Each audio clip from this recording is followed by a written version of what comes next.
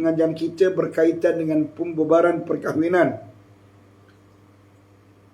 Pada pagi ini kita akan membicara berkaitan dengan hukum talak ataupun hukum cerai. Hukum talak ada 5. Kadang-kalanya talak itu hukumnya wajib. Yang kedua, kadang-kala talak itu hukumnya sunan. Yang ketiga, kadang-kala talak itu hukumnya haram. Kadang-kala hukum talak itu makruh. Dan kadang-kala talak itu hukumnya harus. 5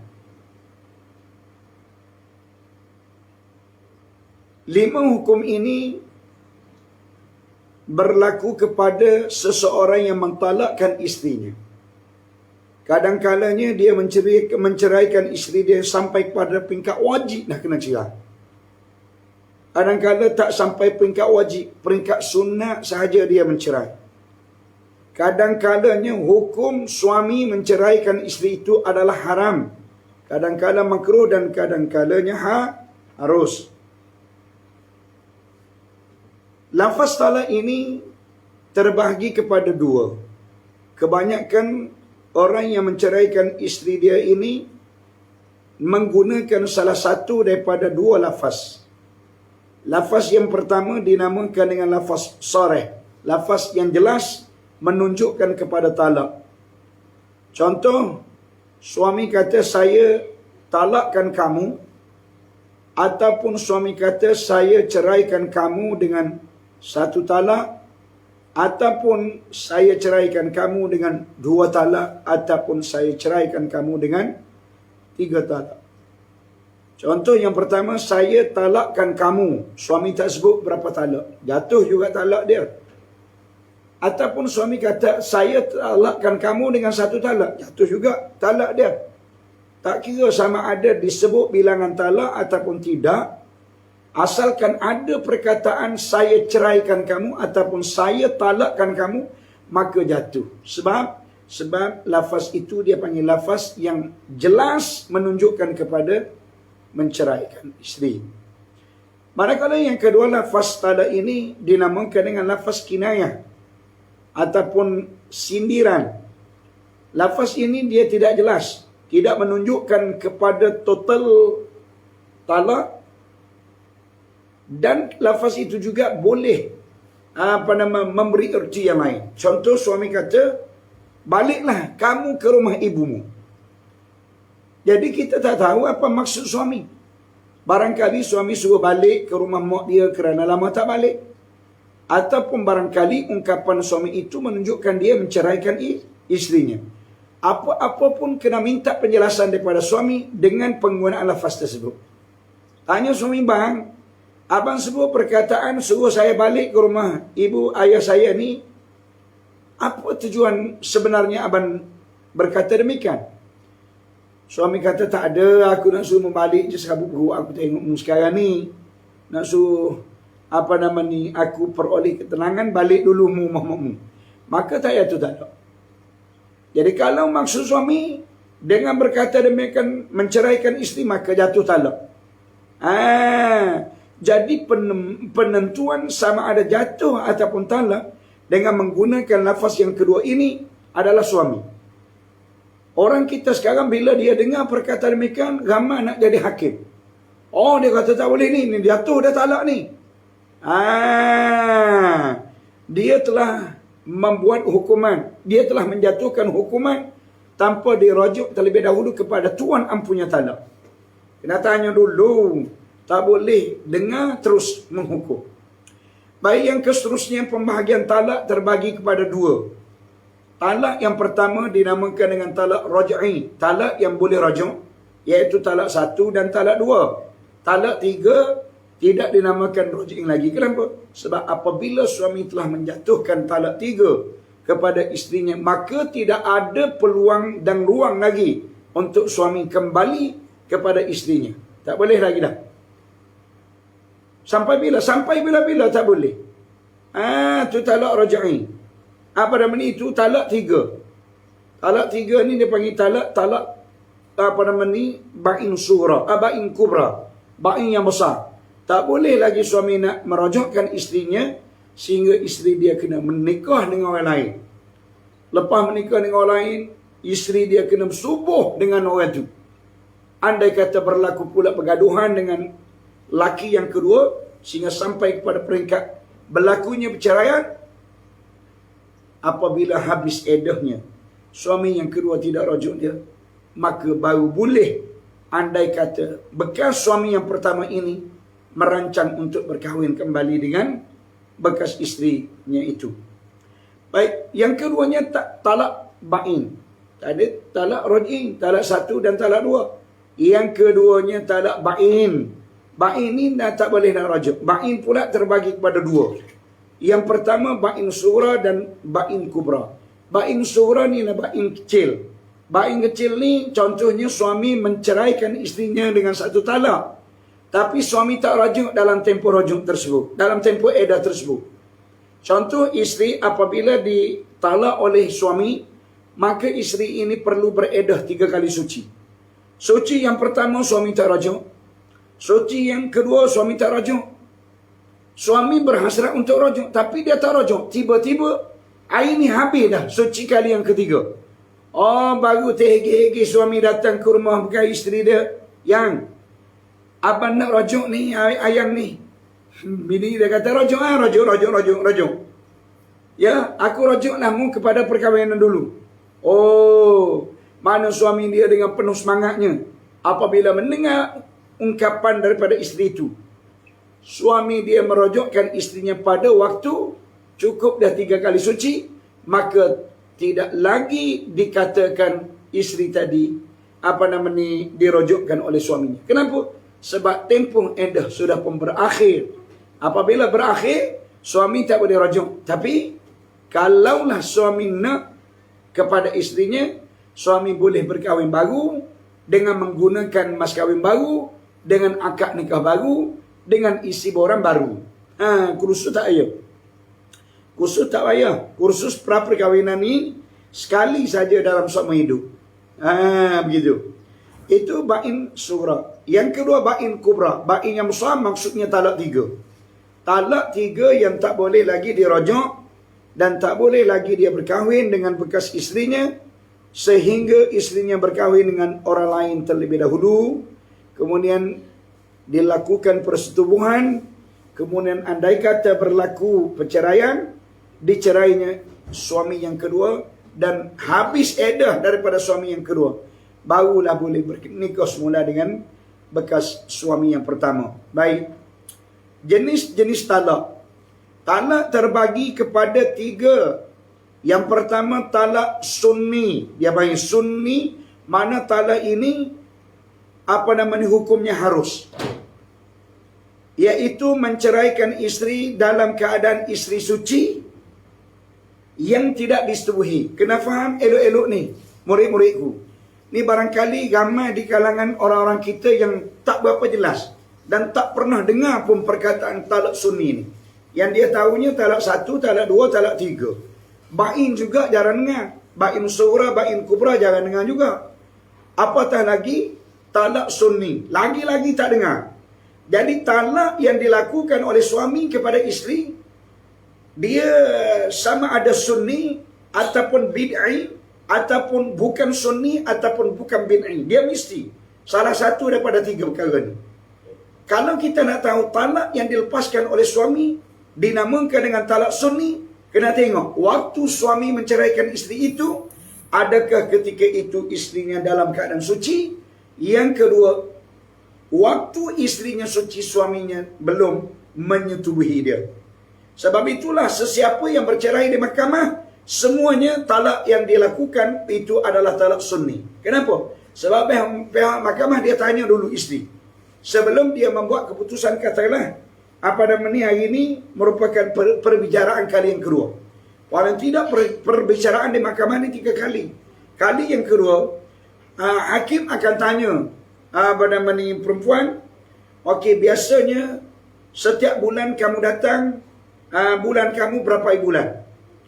Isteri kata, biasanya saya datang bulan awal bulan. Okey, biasanya berapa hari? Lebih kurang 5 hari. Maknanya lingkungan 1 hari bulan hingga 5 hari bulan. Isteri kata ya. Okey. Hakim memberi keputusan oleh yang demikian. Sebutan kes kali yang ketiga sebagai penentuan untuk menjatuhkan talak oleh suami kamu kepada kamu adalah pada 15 hari bulan Mac. Contoh 15 hari bulan Mac 2022. Kenapa? Sebab pada waktu itu hakim telah mengira tarikh-tarikh jangkaan, andai kata isteri dia tadi berpanjangan eddah dia pun, dia tidak akan lebih daripada 15 hari. Maka apabila 15 Mac 2022 mereka ini datang ke mahkamah, maka hakim akan bertanya sekali lagi, kamu Mamat bin Dogo bersedia untuk menceraikan isteri kamu? Ya, Yang Arif. Okey, dia tanya pula isteri, kamu Halimah binti Abdullah, sekarang kamu dalam keadaan suci? Ya. Waktu kamu suci berapa hari bulan? Saya suci 8 hari bulan Mac 2022. Baik, daripada kamu suci 8 hari bulan Mac sehingga ke saat kamu datang ke mahkamah, ada ke tidak berlakunya persetubuhan antara kamu dengan suami kamu? Tidak, Yang Arif. Okey. Silalah Mamat jatuhkan talak kepada isteri kamu. Mamat pun bismillahirrahmanirrahim. Saya Mamat bin Dogo dengan ini menceraikan isteri saya Salamah binti Abdullah dengan satu talak. Okey. Mana talak itu dinamakan talak sunni. Hukumnya harus dan tidak berdosa. Mana dibolehkan oleh Islam. Kenapa? Sebab apa yang dilakukan itu betul dengan kehendak Islam. Apa dia? Yang pertama, menceraikan isteri waktu isteri suci. Yang kedua, waktu dalam tempoh suci itu suaminya tidak meniduri dia. Kenapa ni? Sebab kalau suami dia melakukan persetubuhan dengan dia, maka selepas daripada bercerai tidak boleh dikirakan satu kali suci. Mana perempuan isteri ini kena menunggu sehingga datang bulan kering. Daripada bulan itu baru dikira sekali suci, maka perkara ini akan mendatangkan masalah, akan mendatangkan mudaratlah kepada isteri kerana terpaksa menunggu dalam tempoh yang lama. Dah nak cerai tak payah mudaratlah kepada orang. Dah nak cerai mana mood win-win situation. Maknanya yang laki pun tidak ada masalah, yang perempuan pun tidak ada masalah. Sebab tujuan cerai ni adalah kerana kita tidak dapat hidup bersama. Oleh kerana kamu tidak boleh menerima hakikat, yang mana laki pula tidak dapat menerima hakikat. Kalau macam tu kita hendaklah berpisah dengan cara baik, dengan tidak menyimpan perasaan dendam dan menghukum mana-mana pihak. Itu Islam mengajar kita. Ni bila nak bercerai, kita akan mengambil kesempatan untuk mengenakan apa-apa ancaman kepada dia biar dia hidup dalam keadaan terumbang-ambing. Ini salah. Baik, yang kedua, talak bid'i. Talak bid'i maknanya kita panggil talak yang diharamkan oleh Islam. Talak itu jatuh. Bila dia menceraikan isteri dia, talak bid'i ini, maka hukumnya jatuh talak. Tetapi haram, makna berdosa dengan perbuatan dia mentalakkan isteri dia. Ketika mana? Iaitu ketika isteri sedang haid. Maka dinamakan talak bid'i. Haram hukumnya. Yang kedua, ketika mana? Ketika isteri sedang menghadapi nifas.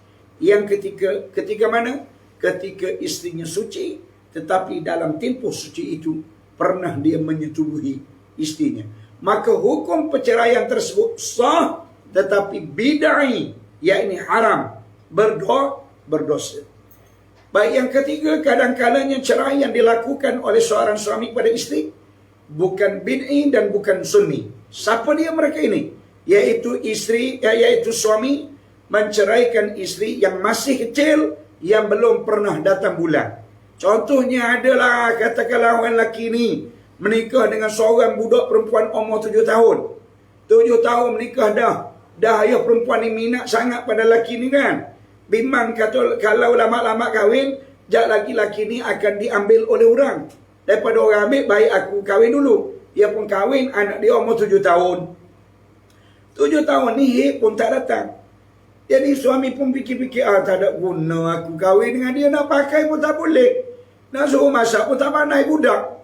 Lama-lama contohnya katakanlah 8 tahun, suami fikir, tak boleh jadi ini, mana tak datangkan hasil. Suami pun lepaskan dia, ceraikan dia. Maka menceraikan isteri yang masih kecil, yang belum lagi datang bulan, hukumnya bukan sunni dan bukan bid'ah.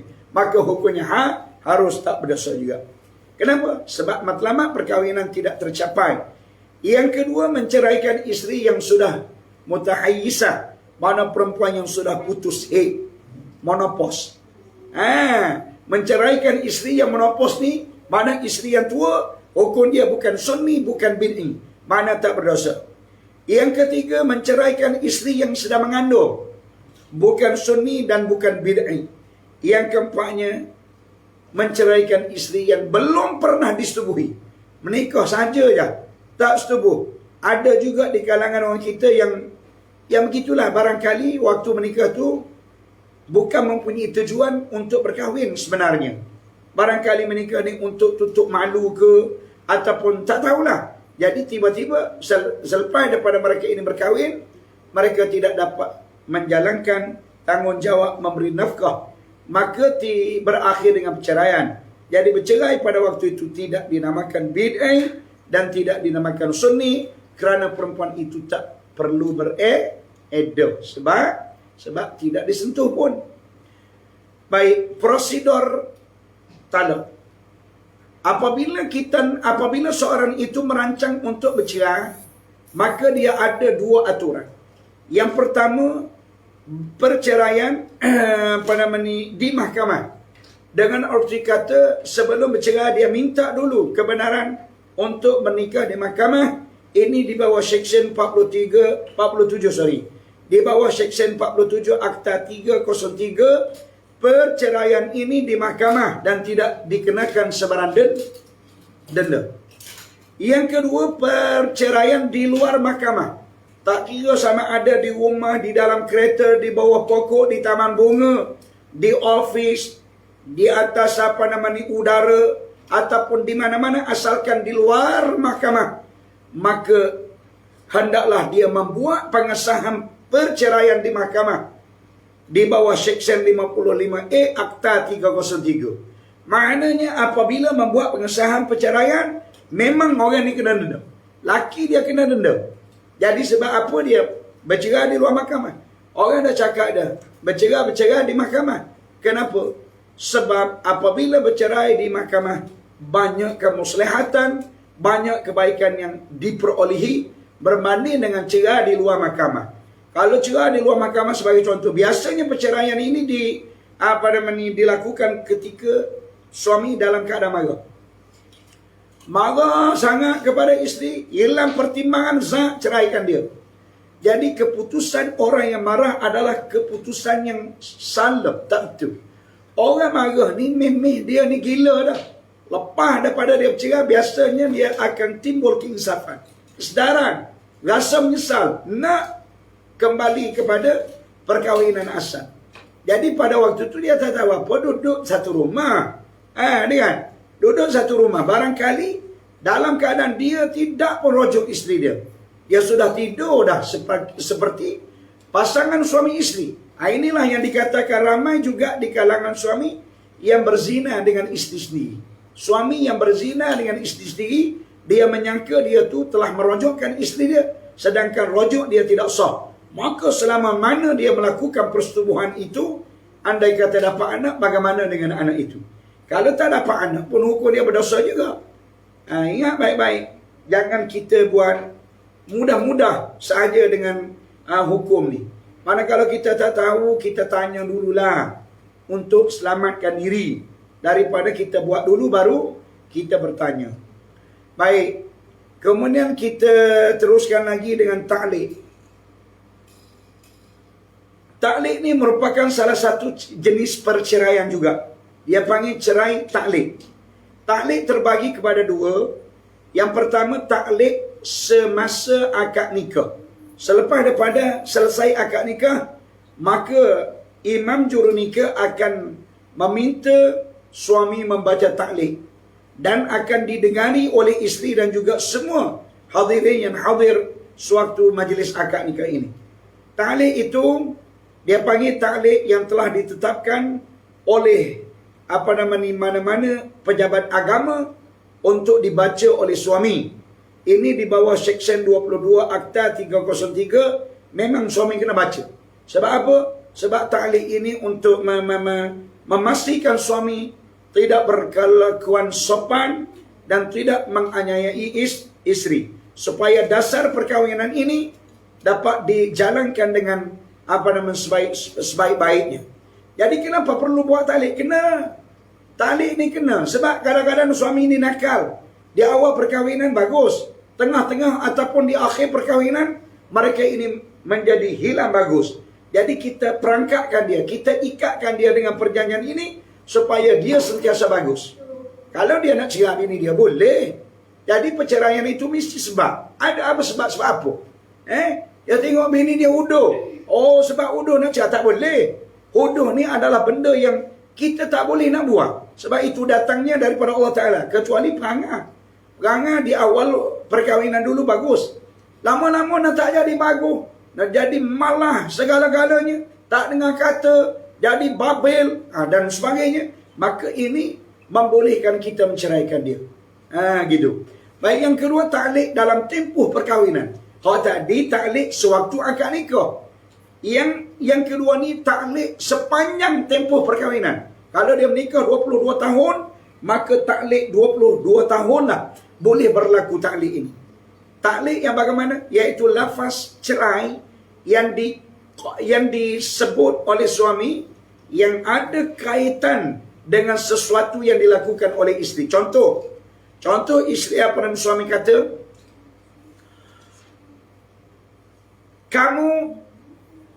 aku ceraikan apabila masuknya bulan Ramadan. Masuk saja bulan Ramadan, aku cerai. Maknanya kalau suami menyebut perkataan demikian, masuk bulan Ramadan ni, beres. Bini dia walaupun tidak diungkapkan lagi oleh suami pada waktu datangnya Ramadan, secara automatik jatuh tala. Maka dia panggil dikaitkan dengan sifat. Ta'liq yang berkait dengan sifat. Ramadan tu sifat. Kan? Yang keduanya kadang-kadangnya suami menggunakan ta'liq yang berkait dengan syarat. Contoh suami kata, aku cerailah kamu sekiranya kamu keluar daripada rumah ni. Sudah. Bila suami sebut lagu tu, maka bini dia tak boleh nak keluar selama-lamanya daripada rumah. Jadi sebab itu suami, mu ni kena banyak belajar. Jangan kamu apabila menjadi suami, aku bos, aku ketua, aku segala-galanya, mu mesti dengan aku. Jangan. Itu perkataan orang yang sombong. Ada ketikanya kekurangan berlaku di pihak kita. Walaupun banyak kelebihan, tetapi kita kena lihat kekurangan ini jangan sekali-kali ianya berlaku kepada kita. Kita suami kan, kita pemimpin kan, kita ketua keluarga kan. Jadi kita dalam menunjuk sifat yang terbaik. Kalau ia sekalipun marah kepada isteri yang nakal pada waktu itu, sebut dengan perkataan yang tidak memerangkapkan kita. Sebagai contoh, Muminah, kalau kamu keluar rumah hari ini jatuh tala. Itu tidak memerangkapkan kita. Sebab apabila besok bini dia nak keluar rumah, tak apalah. Sebab lafaz ta'liq itu menyebut hari ini. Ini sebut kalau kamu keluar rumah jatuh tala, beres. Sampai bila-bila bini tak boleh nak keluar rumah.